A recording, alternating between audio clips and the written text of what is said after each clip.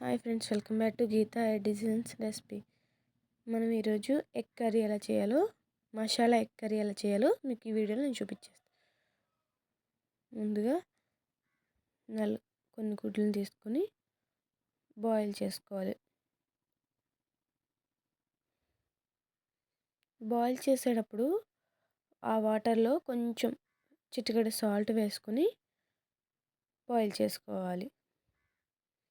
అప్పుడు నీట్గా ఇక్కడ నేను చూపించిన విధంగా మనకి తొక్క నీట్గా వచ్చేస్తుందండి. మనకి మధ్యలో ఎగ్గు ఇది అవ్వకుండా, విడిపోకుండా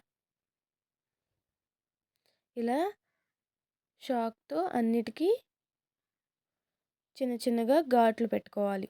ఎందుకంటే మనం ఫ్రై చేసినప్పుడు అవి పేలకుండా ఉంటాయి. అలా కాకుండా గ్రేవీలో పడినప్పుడు కూడా మనకి బాగుంటుంది.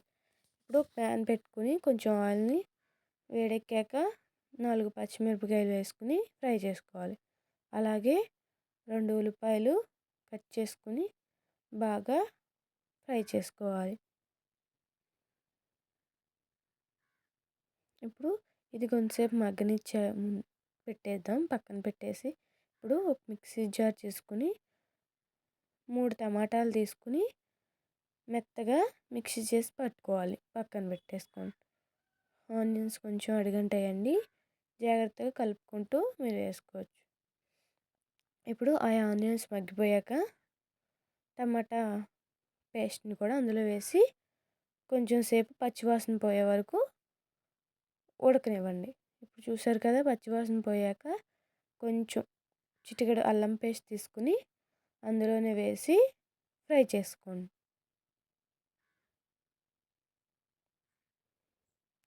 ఇప్పుడు మనం మిక్సీ జార్ని తీసుకుని అందులోనే కొంచెం వాటర్ తీసుకుని కొంచెంగా ఒక గ్లాస్ వాటర్ పోసుకొని బాయిల్ అవ్వాలి.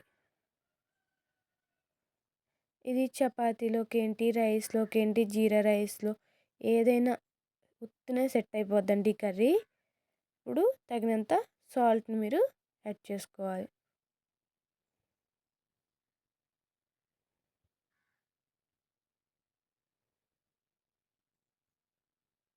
చూసారు కదా, కొంతసేపు ఇలా మూత పెట్టి పక్కన ఉడకనివ్వండి.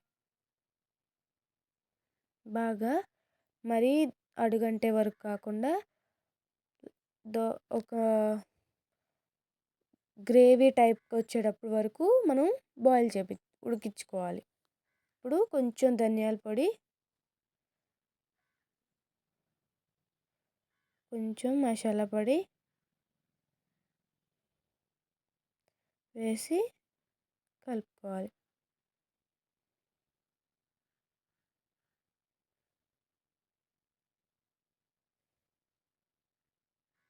ఇక్కడ నేను కారం వేయడం మర్చిపోయానండి, మీరు కొంచెం వేసుకుని యాడ్ చేసుకోండి. ఒక స్పూన్ కారాన్ని. అలాగే మనం ఎగ్స్ నేను ఇలా ఫ్రై చేసుకుంటానండి. ఇలా ఫ్రై చేసుకుని ఆయిల్లో ఇలా వేసేసుకోవాలి. ఇలా వేసుకుని కొంచెం సేపు ఉడికించేసుకుని ఎగ్స్ని కూడా బాగా ఉడికించేసుకున్నాక కొత్తిమీర వేసేసుకుని కొంచెం సేపు మూత పెట్టి ఉడికించేసుకోవాలి. ఇంకా ఒక 10 నిమిషాల తర్వాత స్టవ్ ఆఫ్ చేసేసుకుని సర్వ్ చేసేసుకోండి. మీకు నచ్చినట్టు లైక్, షేర్, సబ్స్క్రైబ్ చేసుకోండి.